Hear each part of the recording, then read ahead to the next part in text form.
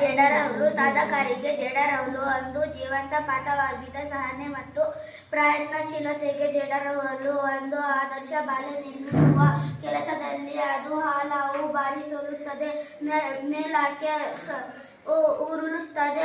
ಆದರೂ ಅದು ಸಜ್ಜಿಲ್ಲದೆ ತನ್ನ ಪ್ರಯತ್ನವನ್ನು ಸಹನೆಯಿಂದ ಮುಂದುವರಿಸುತ್ತದೆ. ಅದು ಕೊನೆಗೂ ಒಂದು ಬಾಳೆಯನ್ನು ನಿರ್ಮಿಸುತ್ತದೆ. ಒಬ್ಬ ರಾಜ ಯುದ್ಧದಲ್ಲಿ ಹಲವು ಬಾರಿ ವೈರಿಗಳಿಂದ ಸೋತು ಹೋದ. ಸೋತ ಆತ ನಿರಾಶನಾದ ಹಾಗೆ ಕುಳಿತಿದ್ದಾಗ ಅವನ ಕಣ್ಣಿಗೆ ಒಂದು ಜೇಡರಹುಳು ಕಾಣಿಸಿಕೊಂಡಿತು. ಅದನ್ನು ಆತ ಗಮನವಿಟ್ಟು ನೋಡಿದ. ಜೇಡರಹುಳು ತನ್ನ ಬಲೆ ರಚಿಸುವ ಕಾರ್ಯದಲ್ಲಿ ಹಲವು ಸಾರಿ ಸೋತು ನೆಲಕ್ಕುರುಳಿತು.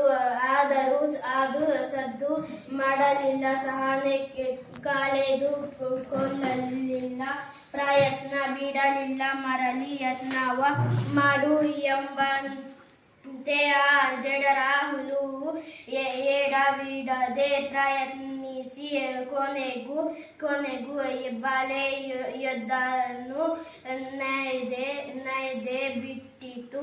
ಅದು ತನ್ನ ಪ್ರಯತ್ನದಲ್ಲಿ ಸಫಲತೆ ಪಡೆಯುವವರೆಗೂ ಸುಮ್ಮನಾಗಲಿಲ್ಲ. ಇದನ್ನು ರಾಜ ಕೊಂಡ.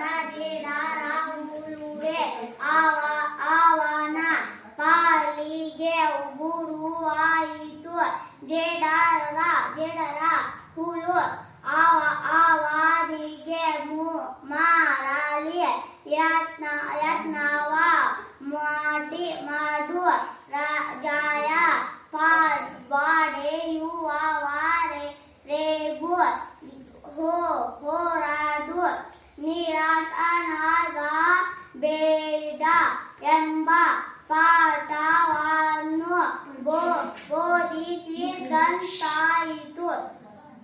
ಜೇಡರಹುಳುವನ್ನು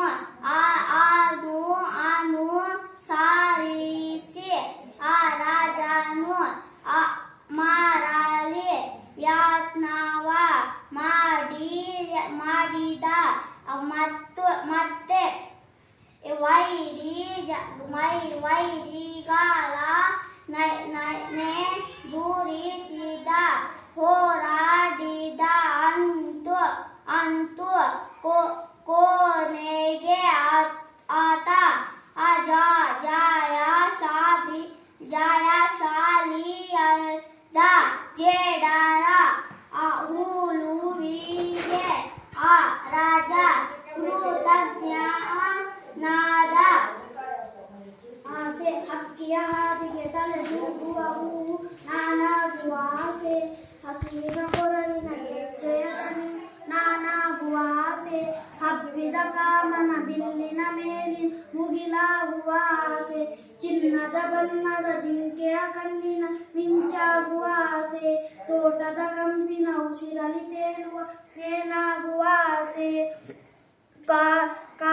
ಕಾಡಲಿನ ನೀಲಿಯ ನೀರಲಿ ಬದುಕುವ ಮೀನಾಗುವ ಆಸೆ, ಸಿಡರಲಿ ಕಾರುವ ಬಿರುಮಲೆ ಗಂಜದೆ ಮುನ್ನೆ ಹಿಡಿಯುವ ಆಸೆ, ನಾಳೆಯ ಬದುಕಿನ ഇരുಳಿನ ತಿರುಗಿಸೆ ದೀಪವ ನಿಲ್ಲುವ ಆಸೆ.